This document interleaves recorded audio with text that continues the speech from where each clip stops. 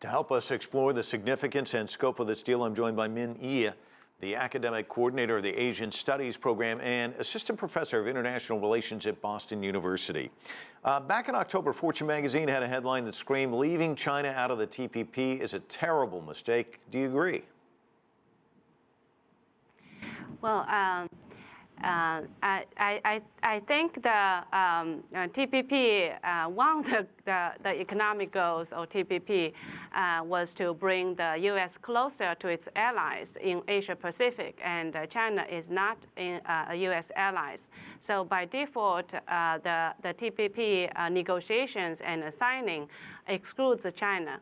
But in the long term, whether excluding China will be proven a mistake for the United States and the member states, that is hard to tell.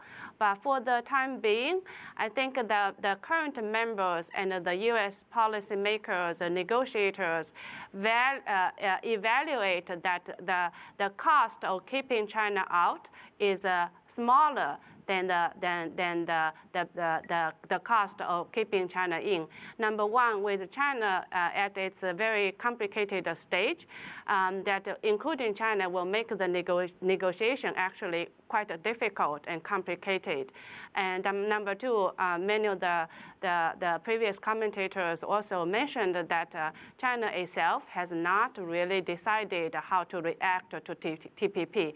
In particular, it just has too many different moving parts and economic priorities that will not make China make a quick and easy decisions, and TPP negotiations cannot wait for China. Does this add any political tensions between the United States and China, do you think? Yeah, I think, so again, it has been going on for several years. I think when when Japan announced to join TPP in 2012, China was incredibly nervous. So they studied the TPP, they explored alternative mechanism and explored how China should react to the TPP.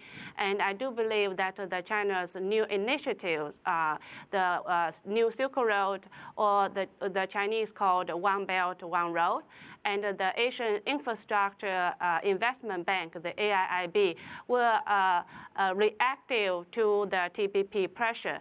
But even with those initiatives, the Chinese Commerce Department, or in my view, is more pro-trade, liberal agencies of the government are still quite open to entertain the TPP's negotiations with China, except China has different interests and different opinions, and there are some really informed groups that are not yet ready, and lots of them are skeptical that China will gain economically from being part of TPP. So I think the political tension was there before the TPP, and the process of TPP, whether it intensifies political tension or somehow it eases the political tension or diverts the political tension from the security realm to economic realm, that's also a possibility. So I would not say categorically that TPP negotiation drives political tension between the U.S. and China. In fact, the tension was prior to TPP. But it's interesting, you know, we talk a lot about the TPP that China's left out, but China does have trade agreements with several of these countries. In fact, the Chinese President Xi Jinping just visited Vietnam not too long ago, doing some deals there as well. Mm-hmm. So how does it impact China in that sense? So that's why I think it's exaggerating to say that being excluded from TPP will undermine China's economic ties in the region at any significant level, because China is the #1 trading partners, investment partners for majority of the members of the TPP. And China has signed bilateral investment treaties with TPP members, including Australia, and is negotiating with the United States on the bilateral investment treaty.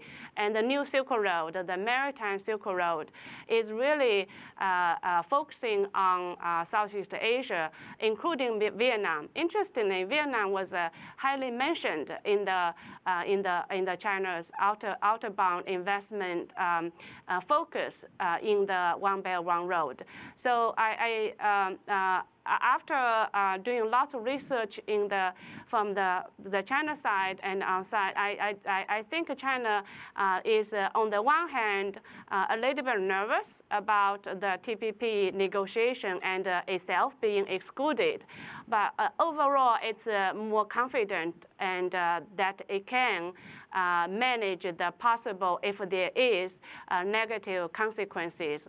And of course, I mean, once the TPP is being implemented, which will take some time, and we'll see. And if there are actual costs or it creates issues that the existing organizations, global governance could not resolve, I think the Chinese decisions may change, and the other members of TPP's decision may change, because China is their top trading partners.